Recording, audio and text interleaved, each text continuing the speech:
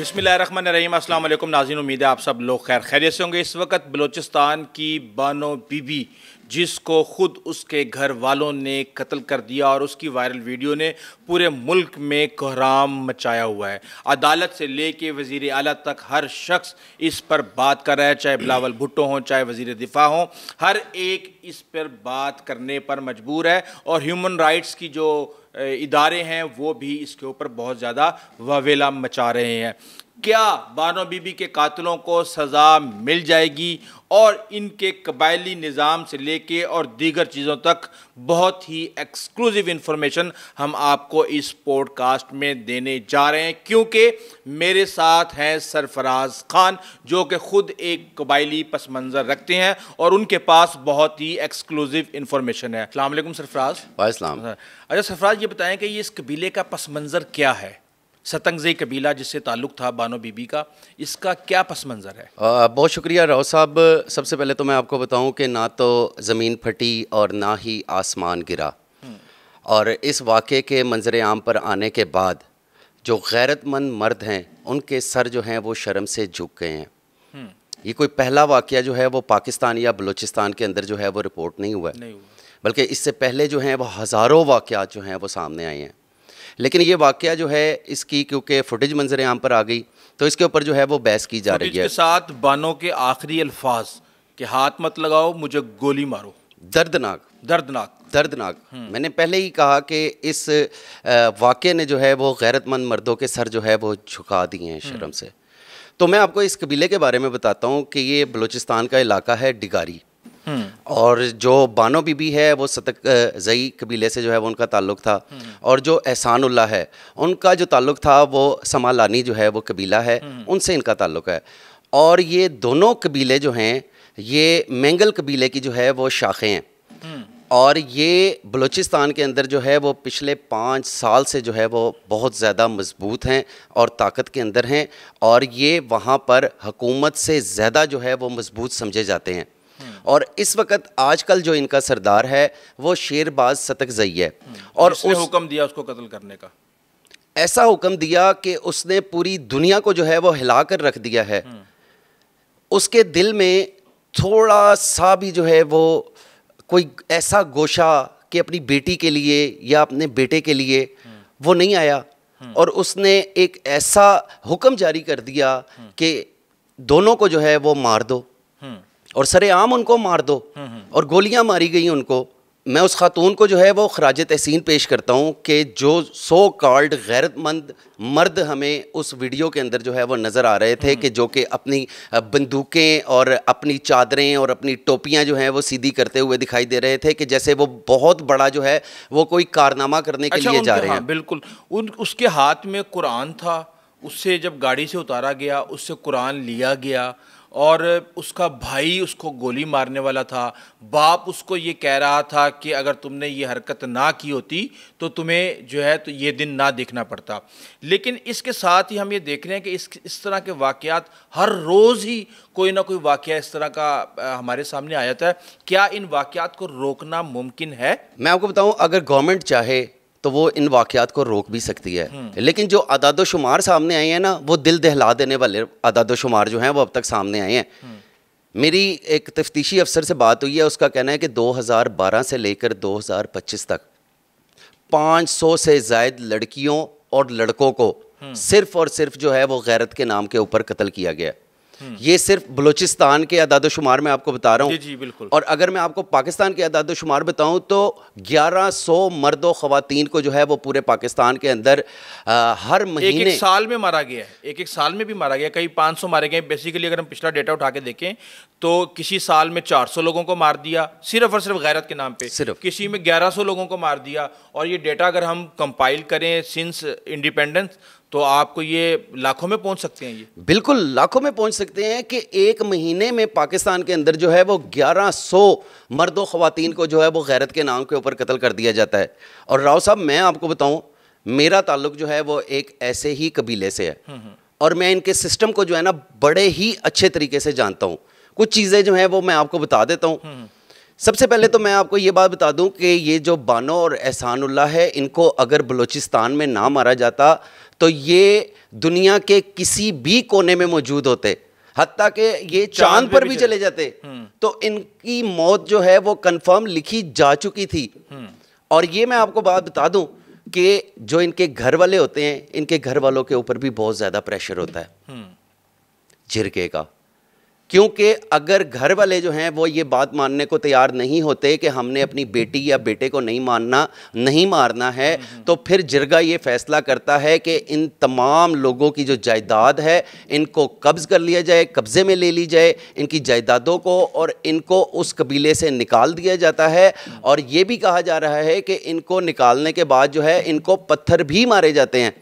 تو یہ کتنی افسوسناک بات ہے کہ اگر ایک بندہ جو ہے وہ ہمارے قانون کے مطابق جو ہے وہ کام کرنا چاہتا ہے تو اس کو قانون کے مطابق کام کرنے نہیں دیا جاتا. اور میں آپ کو ایک بڑی ہی مزیدار بات بتاؤں جو کہ انتہائی افسوسناک بات بھی ہے, کہ جب بھی ایسا کوئی واقعہ پیش آتا ہے کہ جب بھی کسی لڑکی یا لڑکے کو کاروکاری کے الزام میں قتل کر دیا جاتا ہے, تو جو اس کے اہل خانہ ہوتے ہیں وہ پھر اپنے قبیلے میں آتے ہیں اور اس دن جو ہے وہ شدید فائرنگ کرتے ہیں علاقے کے اندر, خوشی میں, اور لوگوں کو بتانے کے لیے کہ ہم غیرت مند قوم ہیں اور ہم غیرت مند بلوچ ہیں, اور ہم نے جو ہے وہ اس کاروکاری کا جو ہے وہ اپنا بدلہ بھی لے لیا ہے. اور اس کے بعد جو وہاں پہ دیگر اس کے قبائلی ہوتے ہیں وہ خوشیاں مناتے ہیں. اس دن جو ہے وہ کھانا پکایا جاتا ہے, ایک جشن کا جو ہے وہ سما ہوتا ہے کہ کیسے جو ہے وہ ایک لڑکی کو اور لڑکے کو جو ہے وہ شریعت کے خلاف اور قانون کے خلاف جو ہے وہ مارنے کے اوپر خوشیاں جو ہیں وہ منائی جاتی ہیں. اور یہ روایات جو ہیں یہ کوئی نئی روایت نہیں ہے, یہ پچھلے 500 سالوں سے یہ روایت جو ہے وہ چلی آ رہی ہے. اور ضرورت اب اس امر کی ہے کہ جو ہماری گورنمنٹ ہے اس کو جو ہے وہ اس کے اوپر بہت ہی سخت نوٹس لینا چاہیے. نوٹس تو لے لیا ہے, لیکن نوٹس کے بعد پھر کیا ہوگا یہ سب کو ہی پتہ ہے.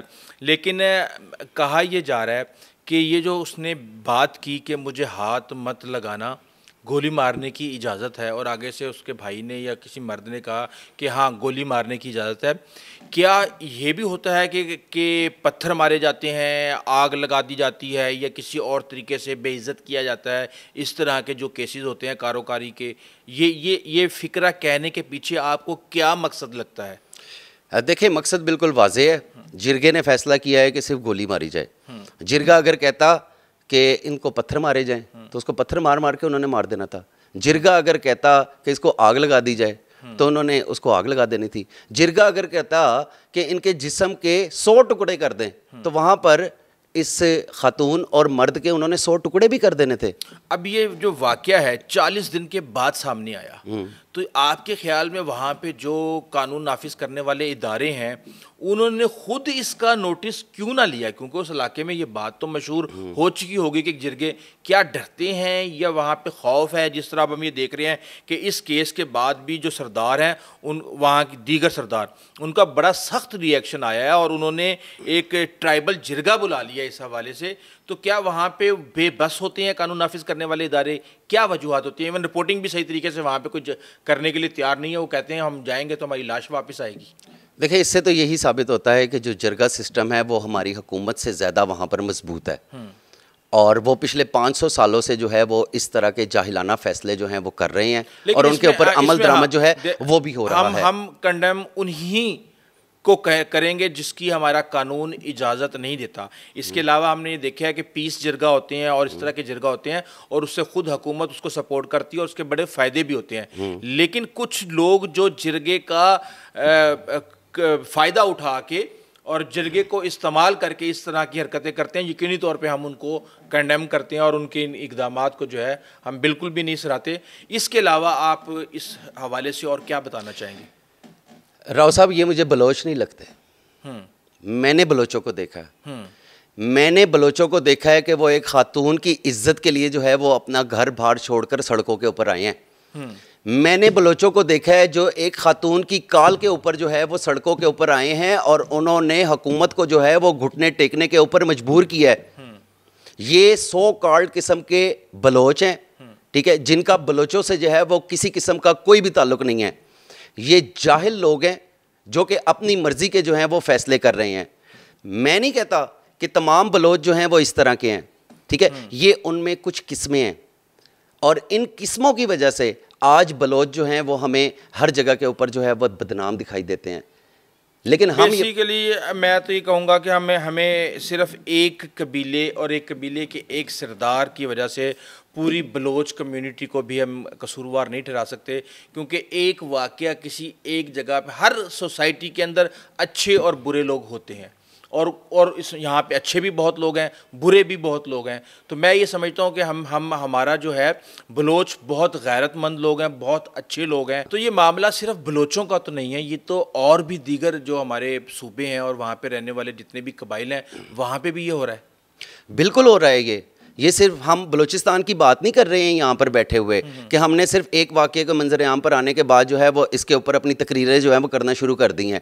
میں آپ کو ابھی بتاتا ہوں کہ یہ جو پسند کی شادیاں کرتے ہیں ان کو ہمارے صوبوں کے اندر جو ہے وہ کیا نام دیے جاتے ہیں. سب سے پہلے میں آپ کو سندھ کی بات بتاتا ہوں کہ سندھ میں پسند کی شادی کرنے والوں کو کاروکاری جو ہے وہ کہتے ہیں, اور پنجاب میں جو ہے وہ ان کو کالا کالی کہتے ہیں, اور خیبر پختونخوا میں تور تورا, اور بلوچستان میں جو ہے وہ سیاہ کاری کا ان کو نام دیا گیا ہے. اگر یہ نام راؤ صاحب دیے گئے ہیں تو لازمی سی بات ہے ہر جگہ کسی نہ کسی فارم میں اویلیبل ہیں, ہر جگہ کسی نہ کسی فارم کے اندر یہ اویلیبل ہیں. میں آپ کو بتاؤں کہ یہ صرف بلوچستان کا مسئلہ نہیں ہے بلکہ یہ پورے پاکستان کا مسئلہ ہے.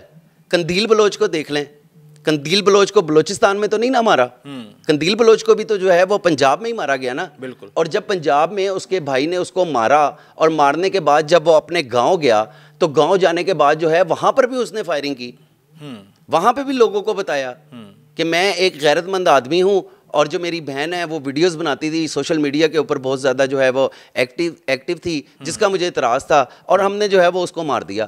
اس کے علاوہ اگر ہم بات کریں تو جو وزیر ہیں عبد الرحمان کھترانی صاحب, انہوں نے تو اپنی جیل بنا رکھی تھی بلوچستان کے اندر, اور ایک خاتون سمیت 2 بھائیوں کو جو ہے وہ کنویں کے اندر پھینک دیا, اور 5 بھائی جو ہیں وہ ان کے گھر سے جو ہے وہ بازیاب ہوئے. افسوس کی بات یہ ہے کہ اس واقعے کا جو مقدمہ ہے اس کے اندر عبد الرحمان جو ہے وہ ان کا نام ہی شامل نہیں تھا. کیس تھوڑا سا آگے بڑھا, ٹھیک ہے, میڈیا کے اوپر آیا, لیکن وہاں کے جو جرگہ سسٹم ہے وہ اتنا کا مضبوط ہے, وہاں کے جرگہ سسٹم نے جو مظلومین ہے ان کی آواز کو جو ہے وہ دبا دیا. اور کیونکہ سارے سردار وہاں اس میں موجود ہوتے ہیں, ظالم بھی سردار اور فیصلہ کرنے والا بھی سردار, تو اس کا اثر کیا ہوا؟ یہی اس کا دیکھیں, عبد الرحمان جو ہے وہ آج کل بالکل ٹھیک ٹھاک پھر رہے ہیں, کوئی ان کے اوپر کیس نہیں ہے, اور آج بھی وہ وہاں پر سردار ہیں. ہماری گورنمنٹ اس وقت اس پوزیشن کے اندر آ چکی ہے کہ جو سو کالڈ قسم کے غیرت مند لوگ ہیں ان کو پکڑا جائے, اور ان کو پکڑ کر کیفر کردار تک پہنچایا جائے. ٹھیک ہے, تھینک یو سرفراز خان. تو ناظرین, ہمیں بیسیکلی اس ڈسکشن کا جو لب لباب ہے وہ یہ ہے کہ ایٹ لیسٹ کہیں نہ کہیں تو ہمیں ایک ریڈ لائن لگانی ہوگی. اور اس حوالے سے میں آپ کو بتاتا جاؤں کہ جو لیٹسٹ ڈیولپمنٹ ہے وہ یہ سامنے آ رہی ہیں کہ یہ دونوں بانو بی بی اور احسان اللہ میاں بیوی نہیں تھے, ان کی پہلے شادی ہوئی تھی, ان کے بچے بھی 4-4 5-5 ہیں, اور اس حوالے سے بلوچستان ہائی کورٹ نے اس کا نوٹس لے لیا, اور ہائی لیول پہ اس کی نہ صرف انویسٹیگیشن ہو رہی ہے بلکہ اس کے اوپر بڑی تیزی سے پروگریس ہو رہی ہے. اور دوسری طرف ہم یہ دیکھ رہے ہیں کہ سوشل میڈیا کے اوپر بھی ایک پورا بھونچال آیا ہوا ہے. اس حوالے سے جو بھی لیٹسٹ اپڈیٹ ہمارے پاس آئے گی انشاءاللہ دوبارہ آپ کے پاس حاضر ہوں گے. ابھی تک کے لیے اتنا ہی, آئندہ تک اجازت دیجیے. اللہ حافظ.